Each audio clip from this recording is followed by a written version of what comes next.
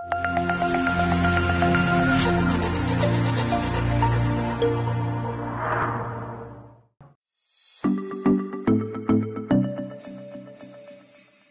everyone and welcome to this new video. In this video, we will discuss the concept of objects. The C# language is a programming language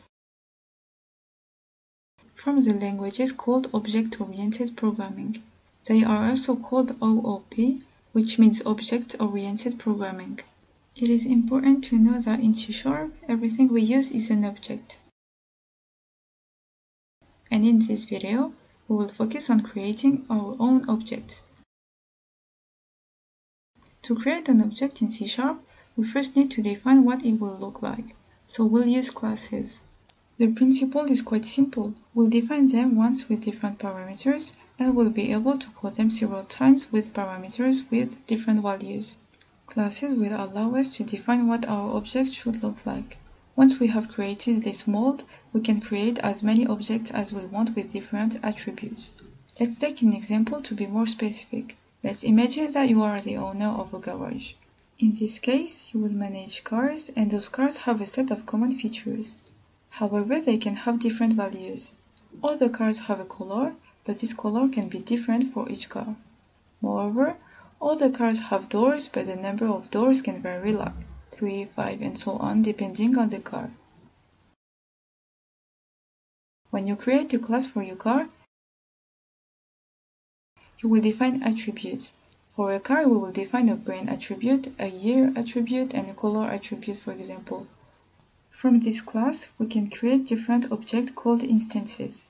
Each instance will have the same attributes. Nonetheless, the values of the instance attributes will be different. For example, here we have a blue Peugeot car from 2019, and here a gray Mercedes car from 2021, etc.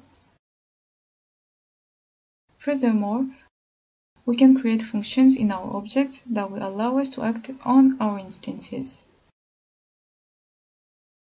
A function that belongs to a class is called methods. Regarding your car, you can create methods such as start, move forward, or backward. If you still don't understand what object-oriented programming is for, except creating cars and so on, well, object-oriented programming would first help us to better organize our code and avoid repeating lines of code. As I mentioned in a previous video, our purpose as developers is to create programs that can be reused.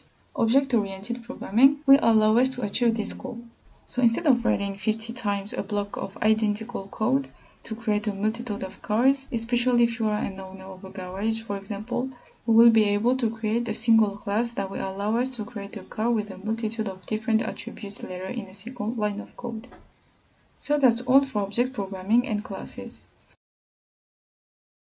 Now let's go to Visual Studio and learn how to create a class in C#.